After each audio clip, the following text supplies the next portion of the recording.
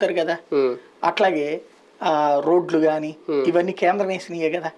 కానీ అవన్నీ జగన్ వేయించాడనే చెప్తారు కదా. అంటే ఒకటి చిన్న పాయింట్ ఏంటంటే మీరు అన్నట్టు భారతీయ జనతా పార్టీ మీద విష ప్రచారం చేసినా వీళ్ళు చెప్పుకోలేకపోయినా కొన్ని కామన్ గా ప్రజలకు తెలుసుకునే కొన్ని ఉంటాయి. ఫర్ ఎగ్జాంపుల్ ఆరోగ్యశ్రీలో ఆయుష్మాన్ భవ్ అనేది ఉంది.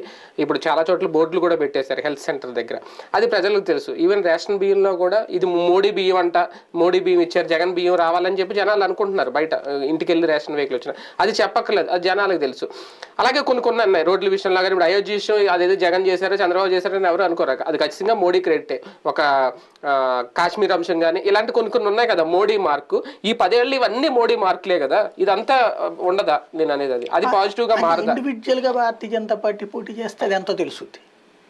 అయోధ్య అంశము తర్వాత దాన్ని మన కాశ్మీర్ అంశం తర్వాత జరిగినటువంటి, అంటే అయోధ్య అంటే మొన్న ప్రారంభం, కానీ అయోధ్యది కోర్టులో గెలిచేసిన తర్వాత జరిగినటువంటి కదా, కోర్టులో పాజిటివ్ వచ్చేసిన తర్వాతనే కదా జరిగిన ఎన్నికలు. అవలేదు కదా, ఇది సక్సెస్ కాలేదు కదా స్థానిక ఎన్నికల్లో. కానీ అంటే మనకి ఇంకా కులగుల అంటే ఇది కూడా రైతు భరోసా నేను చెప్పాను. అది కూడా మోడీ ఏసీ డబ్బులు సెపరేట్ గా పడుతున్నాయి కాబట్టి జనాలు క్లియర్ గా తెలుసు పిఎం కిసాన్ యోజన మాకు సెపరేట్ గా పడుతుందని. అంటే తీసుకునే వాళ్ళకి అయితే తెలుసు, ప్రచారం చేసినా చెప్పాను. అవన్నీ ఇంపాక్ట్ అవ్వవా? వాళ్ళు ఓటు వేయాలనుకోవట్లేదు కదా.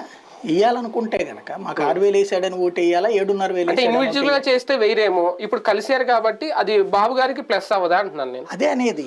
అట్లాగైతే గనక మొన్ననే ఇండివిజువల్ గానే రానప్పుడు ఇప్పుడు బాబు గారికి ప్లస్ ఎట్లా అవుతుంది అనేటువంటి, అంటే అవన్నిటినీ కూడా లేదని చెప్పి ప్రచారం చేసిన తెలుగుదేశం ఇప్పటిదాకా.